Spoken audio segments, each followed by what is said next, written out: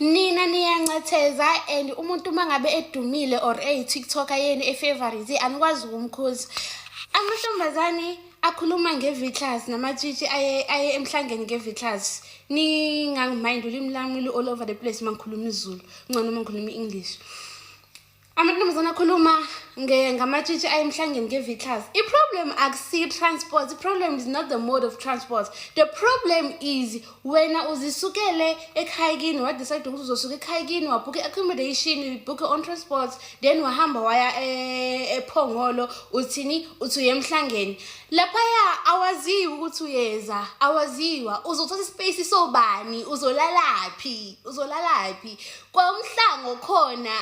You are not there, you are not counted kulowo mhlanga because wena awubhalisa igama lakho. Guys, this thing of umhlanga is a process. Onomehlo, they go through some process to submit names of the people abazobe emhlangeni. They know the number of amatshitshi that they are expecting there. Wena uyasuka upusha ikhanda lakhe elikhulu just because you're coming from a family that can afford. Uyasuka upusha ikhanda lakhe elikhulu uthatha V-class uyalaphaya uyaqeda ispace ezinye ingane. That is not a trend. That is not a trend. Baqinisile mabethi that is not a trend. Just because udumile ka TikTok lokho usitshela ukuthi uyitshitshi but asikaze sikubone uye ecampini wena. Yindaba kungayi ecampini. Okay, siyakuzwa ke yindaba ke wena ungayi ecampini. Sesikuzwile ukuthi yini ungayi ecampini. Okay, it's fine. Awuthandi ukuya ecampini. Awuphoqelekile vele ukuthi uye ecampini. Just because awuye ecampini asisho ukuthi awulona itshitshi. It's fine. Awuthandi, it's your own preference ukuthi awuthandi ukuya ecampini and whatsoever.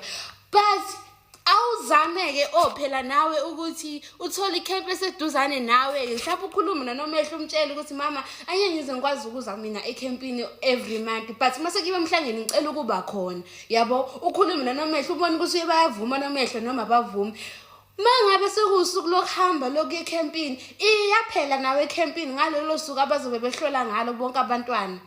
Iyaphela nawe uyohlolwa uhlolwe nezinye izingane zikubona izingane khani uzothi mase uhamba nge-V-class yakho uya phambili izingane zingakuxwayi zikubona izingane phela nawe uhlola lapha njengabo abahloli kuphela lapha ecampini bayasuka bahambe bahlangane bebe yintombi in a certain district nje ngizokhuluma ngeDanhauser because ngwaseDanhauser bayasuka ama-camp wonke ahlangane wonke Danhauser angazi ukuthi kuphi but ayahlangana bahlangana bonke eDanhauser onke ama-camp under Danhauser ahlangana eDanhauser bahlole bonke bebaningi lapha sebehlolwa awusahlolwa nomehlo wakho lapha usuhlola nawo omunye nomehlo lapha before kuzohanjwa nje kiwe ecampini before I think bekwenza lokho before kuyiwe before bezohamba but nangale day abazohamba ngayo bayahlola bahlola honomehlo babe emacampini wabo.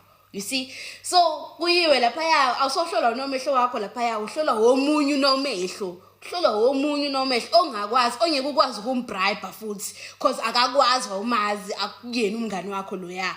Nina yini engayenzi leyo nto inkinga kuyona i-mode of transport inkinga kuyona ukuthi when we afford and you can't tell me ukuthi all those buses amangaka asuke elayisha abantwana abaqhamuka emakhaya anga-afford.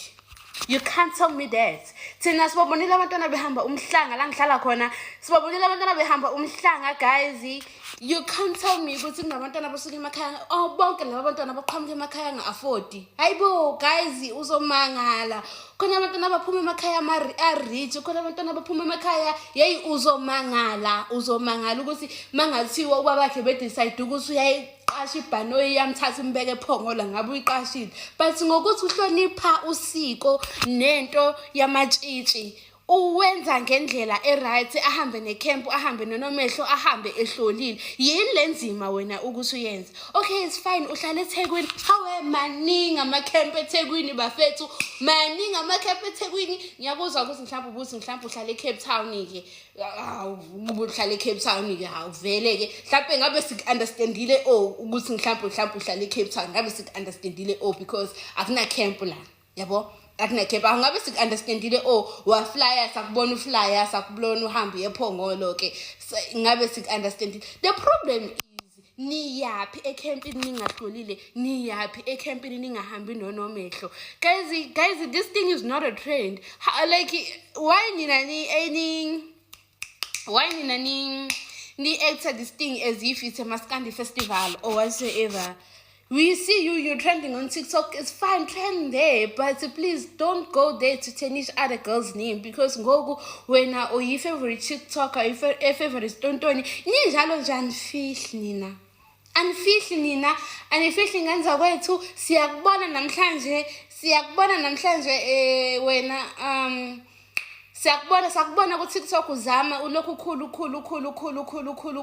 Asikubona ukuthi usebenza lapho ngalowo mzuzu loyo, asikubona ukuthi usebenza lapho. Kodwa siyakubona uqhaqho gushi wena ntontoni.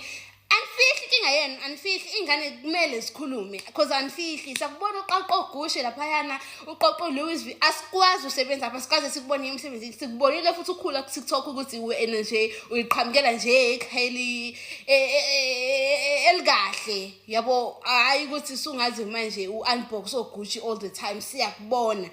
Yini lesi yenza ukuthi ke uthathe whatever that you doing uhambe udecide ukuthi wena ufuna ukuyongcolisa igama labantwana. Yini leniyenzayo guys manihlonipheni, yiba hlonipha le ngokuGucci wakho le komaskandi festival ko whatever ngoma kazilonke kuphi yani vuja umqunzi benu lapha ya ube inkunzi ke sikuvume umqunzi bakho lapha ya. Akunabunqunzi obuvunywa kaNongoma, akunabunqunzi obuvunywa ePhongolo guys, akunabunqunzi obuvunywa lapha ya ihlo lakhe libuvumayo ubunqunzi bakho. Ucabanga ukuthi zonke nje le ingane ezigcwele la more than 10,000 ezisuke zisePhongolo azifuna ukuvunya umqunzi zona. Cabanga ukuthi nje le ingane esuke igcwele lapha ya zonke iqhamuke emakhaya engawa afford ama-V-class zonke nje ngoba ziningi kangaka. Ucabanga ukuthi le ingane leziya ezisuke zelapha ya azifuna ukutrenda zona ku TikTok. Angithi kube befuna ukutrenda ngabe yitrendile, ngabe ziyawenza ama-vlog zitrenda lapha ya, ngabe zitrendile ingane zabantu, but they are respecting what they're doing.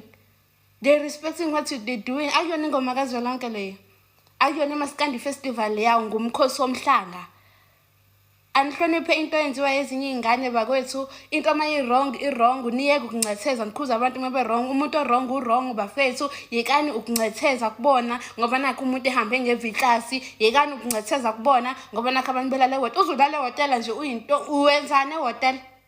Yini lo ifune hotel? Uyakwenzana emhlangeni uyolale hotel? Yini lo yenza emhlangeni? Kahleni guys, kahleni nje into wrong and nje angeke silokho sithi ni right in sugarcoat nonsense and nina nilokho nisabantwana abanomona ngoba bengahambanga ngama-V-class bona. Ucabanga uzonke le ngane engaka amakuba ama-V-class imalini yona leyo V-class? Kumalini uqhasha i-V-class? Malini uqhasha i-V-class kusePhongolo?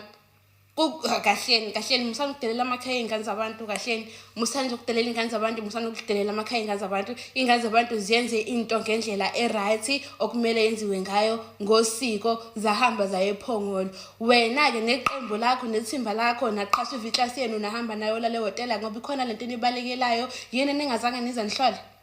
Yini ningenayo inomehlo nina? Yini ningajoin icamp nina? Kahleni bakwethu, kahleni. Siya-understand ngiphuma emakhaya region whatever. Hambi camp mafuna emhlangeni, hambi camp mafuna emhlangeni. Musilokho yoba ngisiminciza einganeni zabantu please.